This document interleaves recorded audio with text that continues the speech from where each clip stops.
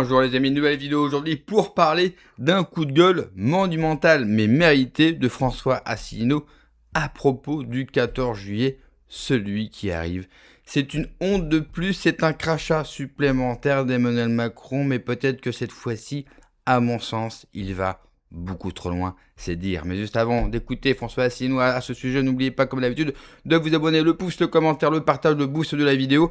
En ce moment, vous le savez, il y a une grosse censure. D'ailleurs, merci pour tous vos commentaires de soutien. Donc n'hésitez pas à faire tous ces petits gestes. Et puis vous avez aussi le lien en description du Patreon, de la cagnotte Tipeee et du groupe Telegram. Donc n'hésitez pas à me suivre également. On l'écoute et on en parle juste après. Est-ce que vous vous rendez compte de ce qu'est en train de faire Macron ?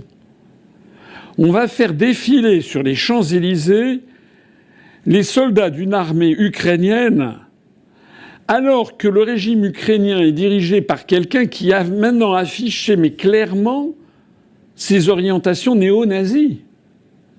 Et qu'on ne vienne pas me dire que le fait qu'il soit juif le purge de toute culpabilité. Non, non, non, non, non. J'ai rencontré, il n'y a pas très longtemps, des Français d'origine polonaise qui sont, mais outrés, ulcérés de la décision qui a été prise par Zelensky il y a quelques jours de nommer l'un des principaux corps d'armée de l'armée ukrainienne du nom d'une entité qui, pendant l'occupation allemande, pendant les années 41-42, s'était livrée à des massacres épouvantables de Polonais vivants en République socialiste soviétique d'Ukraine, des gens d'origine polonaise. Mais on estime ça à plusieurs milliers de personnes, plusieurs même dizaines de milliers de personnes.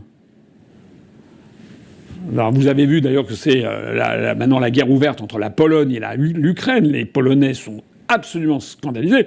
C'est comme si nous on apprenait que, je ne sais pas, que l'Allemagne a décidé de nommer un des corps d'armée de la Bundeswehr de l'Allemagne allemande, de la nommer du doux nom de la division Das Reich. La division Das Reich, c'est elle dont l'un des bataillons avancés a commis le massacre d'Oradour-sur-Glane. Je crois que ça devait être quelque chose comme le 10 juin ou 12 juin 1944, quelques jours après le débarquement du 6 juin.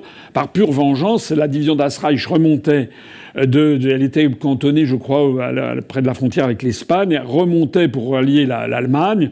En juin 1944, ça commençait à être de plus en plus critique la situation en Allemagne. Et il y avait eu sans doute des actes de résistance qualifiés de terroristes par les nazis. Et donc ce corps d'armée, enfin ce bataillon émanant de la division Das Reich avait fait ce massacre d'Oradour-sur-Glane, un petit village dont je vous conseille la visite si vous êtes près de Limoges, à une vingtaine de kilomètres de Limoges, et qui est absolument poignante en fait. C'est un village martyr, où il y a eu quelque chose comme de mémoire, je crois 643 ou 683 morts, dont la plupart d'ailleurs ayant péri des villageois qui ont été enfermés dans une église auquel les nazis ont mis le feu. Qu'est-ce qu'on dirait si l'armée allemande baptisait un de ses nouveaux corps d'élite division Das Reich, ou bien gloire au SS? C'est ça. C'est ça que M. Macron va faire défiler sur les Champs-Élysées. Enfin, il faut que les Français se réveillent, hein. C'est comme le fait que moi, je l'ai dit tout à l'heure, on m'interdit d'antenne, on m'interdit de parler, on m'interdit de ci, on m'interdit de ça.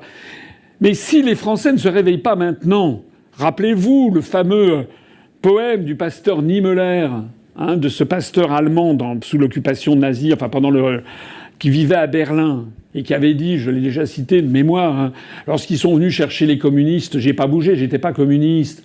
Lorsqu'ils sont venus chercher les juifs, j'ai pas bougé, j'étais pas juif. Lorsqu'ils sont venus me chercher, il n'y avait plus personne pour me défendre. C'est votre liberté aussi qui passera. Nous devons tous nous lever contre cette affaire. C'est une honte absolue que Macron fasse défiler sur les Champs-Élysées les soldats de l'armée ukrainienne, dont je rappelle que quand même, et contrairement à ce que toute la propagande déverse à jet continu sur les médias mainstream, ceux qui ont commencé la guerre en Ukraine, en apparence, c'est la Russie qui a envahi l'Ukraine, c'est exact, le 24 février 2022, mais ceci faisait suite à une agression par proxy war avec l'affaire du Maïdan et ensuite avec le fait de masser les troupes pour favoriser la destruction de la Russie, et notamment des exactions colossales qui ont été faites contre les populations du Donbass. Les centaines de personnes bombardées, les morts qu'il y a eu aussi au théâtre d'Odessa, c'est des choses épouvantables qui ont été faites, qu'il est interdit, paraît-il, d'évoquer. Moi, je n'oublie pas. Je ne dis pas bien sûr que tous les torts sont du côté ukrainien. Il y a certainement, dans une guerre, il y a des torts un petit peu de tous les côtés. Mais fondamentalement, qui a commencé ? Comment ne pas être d'accord avec François Asselineau ? Non seulement c'est une honte, mais c'est un crachat sur 2 générations que nous avons sacrifiées, la Première et la Seconde Guerre mondiale, pour un idéal. Eh bien, le 14 juillet, lors de notre fête nationale, où il ne devrait y avoir seulement l'armée française, sa puissance, son innovation, eh bien, des troupes nazies, des troupes ukrainiennes, parce que c'est la même chose, vont défiler lors du 14 juillet sur la plus belle avenue du monde. Mais c'est pas fini. Et en plus de cela, les amis, il vous faudra un QR code. Que vous êtes étranger, que vous êtes parisien ou que vous êtes français. Normalement, vous avez beaucoup de Français qui montent à la capitale pour voir le défilé. C'est une tradition et les Français adorent leur armée. Eh bien, il faudra un QR code. Les Français sont étrangers sur leur propre sol le jour de leur fête nationale, le jour où on célèbre leur armée. Là, on atteint vraiment l'apothéose, j'allais dire du mépris, mais le mépris, c'est pas assez fort. Même un mollard en plein visage, c'est vexant, mais c'est pas assez fort. Et là encore, François Asselineau, il a raison de s'énerver envers les Français. Que faites-vous ? Que faites-vous ? Pourtant, on me dit, mais attends, Teddy, t'es un petit peu dur quand même. La parole s'est libérée. Ouais, c'est vrai. Elle s'est libérée sur Internet parce que les gens peuvent être anonymes. Peuvent être anonymes. Dans la vraie vie, on verra pour le 14 juillet, mais vous verrez, ça se passera bien. Il y aura même des gens, j'espère le moins possible. J'espère vraiment le moins possible. Il y aura toujours des traites, il y aura toujours les bobos pour le faire, mais j'espère que les Français résisteront, n'iront pas faire un QR code. Tant pis, mais il ne faut pas se déplacer. Il faut que les Champs-Élysées, comme les dernières fois, soient vides. Vides. Et même si, bien sûr, les médias vont tenter de masquer, et il ne faut pas le faire. Il ne faut pas le faire. Quand est-ce que les Français vont se révolter ? Quand est-ce que les Français vont arrêter d'être des soumis ? Vous l'avez été pendant la crise sanitaire. Ok, je suis chrétien, je me dois de vous pardonner si vous voulez et que vous le demandez le pardon. Alors, ok, on oublie. C'est fait, de toute façon, on ne peut pas revenir en arrière. Mais là, c'est pas possible. J'espère que le 14, je ne verrai pas une foule le long des Champs-Élysées. Parce que ça voudrait dire que tous ces gens ont fait une demande de QR code pour pouvoir assister à cette mascarade. À mon sens, je vais dire une chose, à mon sens, c'est encore plus honteux que les troupes ukrainiennes. Parce que ça veut aussi en dire beaucoup sur notre peuple. Vous savez, le peuple français, dont on parle jamais, c'est la faute à l'Union européenne, c'est la faute à l'OTAN, l'OMS, Bill Gates, les Rothschild, c'est la faute à Rockefeller, à Macron. Et les Français, ils passent entre les gouttes. C'est vrai, on parle rarement d'eux, de leur responsabilité. En même temps, quand on évoque certaines générations, je ne dirai pas de nom, on prend un taureau d'insultes sur les réseaux. Oui, mais excusez-moi, il faut bien chercher des responsables, mais surtout, il y a bien des responsables au marasme, au fiasco qu'est devenue la France. La France, c'est une faillite, à tous les niveaux. Aussi bien de l'élite politique, mais aussi bien de son peuple. Il faut que nous, peuple, de manière collective, qu'on se regarde devant une glace.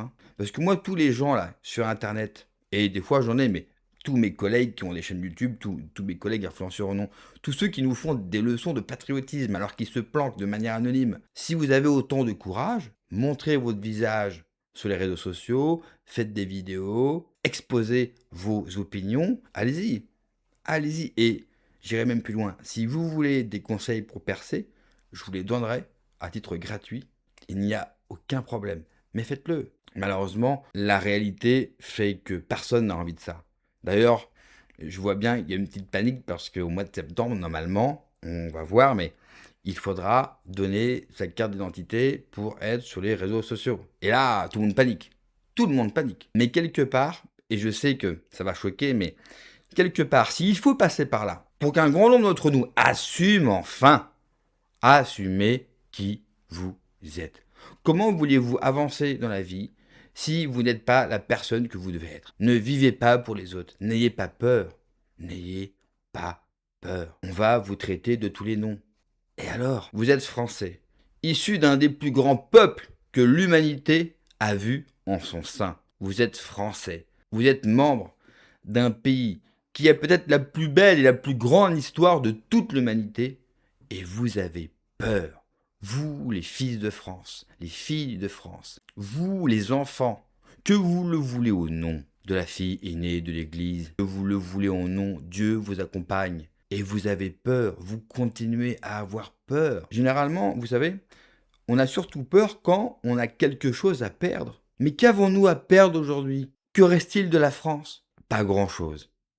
Et nous sommes tous, collectivement, responsables de ce massacre et de cette déroute. Et vous le savez, dans mes vidéos, bien souvent, j'en appelle à la responsabilité. C'est comme quand vous avez des enfants. Tout d'un coup, vous avez des responsabilités supplémentaires vis-à-vis de vos enfants. Eh bien, la France, bien sûr, n'est pas un de nos enfants. La France, c'est notre mère. C'est elle qui nous a tant donné. C'est elle qui fait que quand vous dites à un étranger que vous êtes français, ses yeux se mettent à briller parce qu'à travers l'énonciation du nom de notre pays, c'est l'histoire qui parle. Alors de grâce, soyons à la hauteur. Merci d'avoir regardé la vidéo les amis, n'oubliez pas comme d'habitude de vous abonner, le pouce, le commentaire, le partage, le boost de la vidéo. Prenez soin de vous, que Dieu vous protège. Allez, ciao.